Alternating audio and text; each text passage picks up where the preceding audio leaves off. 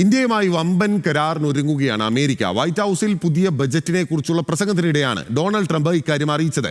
ചൈനയുമായി അമേരിക്ക കരാറിൽ ഒപ്പുവെച്ചതിന് പിന്നാലെയാണ് ട്രംപിന്റെ പുതിയ പ്രഖ്യാപനം.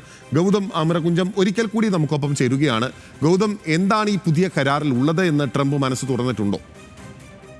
ബിനിൽ, അനിശ്ചിതത്വങ്ങൾ തുടരുക എന്നത് ട്രംപിൻ്റെ ഒരു പതിവ് രീതിയെ നമ്മളെപ്പോഴും കാണുന്നതാണ്. അതുതന്നെയാണ് ഈ കരാറുമായി ബന്ധപ്പെട്ടും ട്രംപ് നടത്തിയിരിക്കുന്ന പ്രസ്താവനയിൽ അല്ലെങ്കിൽ പ്രസംഗത്തിൽ സൂചിപ്പിക്കുന്നത്. വൈറ്റ് ഹൗസിൽ ട്രംപ് തന്നെ സ്വപ്നം കാണുന്ന ബിഗ് ബ്യൂട്ടിഫുൾ ബിൽ എന്ന അമേരിക്കയുടെ ബജറ്റ് ബില്ലുമായി ബന്ധപ്പെട്ടുള്ള പ്രസംഗത്തിനിടെയാണ് ഇന്ത്യയുമായുള്ള കരാറുമായി ബന്ധപ്പെട്ട വിശദാംശങ്ങൾ അല്ലെങ്കിൽ പ്രഖ്യാപനം പുറത്തുവിട്ടത്. അമേരിക്കയുമായി കരാറുണ്ടാക്കാൻ എല്ലാ രാജ്യങ്ങളും ആഗ്രഹിക്കുന്നുണ്ട്. പക്ഷേ അമേരിക്ക എല്ലാവരോടും കരാറിൽ ഏർപ്പെടുന്നില്ല, ചിലരോട് കരാറിൽ ഏർപ്പെടുന്നു. കഴിഞ്ഞ ദിവസം ചൈനയുമായി ഒരു വലിയ കരാർ ഒപ്പിട്ടു. ഇനിയിപ്പോൾ ഇന്ത്യയുമായി ഒരു വമ്പൻ കരാർ വരുന്നുണ്ട് എന്ന പ്രഖ്യാപനമാണ് ട്രംപ് നടത്തിയിട്ടുള്ളത്. ചൈനയുമായിട്ടുള്ള കരാർ പ്രധാനമായും വ്യാപാര മേഖല ശക്തിപ്പെടുത്തുന്നതിന് ആവശ്യമായ വ്യാപാര കരാറാണ് എന്ന് നേരത്തെ തന്നെ റിപ്പോർട്ടുകൾ ഉണ്ടായിരുന്നു. എന്നാൽ ഇന്ത്യയുമായി ബന്ധപ്പെട്ടുള്ള കരാർ ഏത് മേഖലയിലാണ് ഊന്നൽ നൽകുന്നത് എന്ന് സംബന്ധിച്ച് വെളിപ്പെടുത്താൻ ട്രംപ് തയ്യാറായിട്ടില്ല. പക്ഷേ ഇന്ത്യയുമായിട്ടുള്ള ബന്ധം അത് തുറന്നിരിക്കുകയാണ്. കൂടുതൽ അവസരങ്ങളിലേക്ക്, കൂടുതൽ സാഹചര്യങ്ങൾ, പ്രത്യേകിച്ച് മാർക്കറ്റ് ഓറിയൻറ്റഡ് ആയിട്ടുള്ള വിപണി ലക്ഷ്യം വെച്ചിട്ടുള്ള പുതിയ കരാറുകൾക്കുള്ള സാധ്യതയാണ്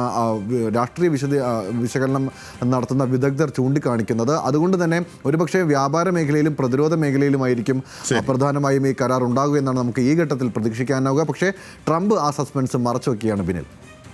ഉറപ്പായും ഗൗതം പറഞ്ഞതുപോലെ തന്നെ ട്രംപ് അങ്ങനെ ആ കാര്യങ്ങളൊന്നും, സസ്പെൻസ് ഒന്നും അങ്ങനെ എളുപ്പത്തിൽ വിടില്ല. ഈ സസ്പെൻസ് ഒക്കെ പുറത്തു പറഞ്ഞാൽ എന്നാ ഒരു ത്രില്ലാണ് എന്നുള്ളതാണ് ട്രംപിന്റെ ഒരു പൊതു ലൈന്. ഗൗതം അമരകുഞ്ചമാണ് വിവരങ്ങളുമായി ചേർന്നത്.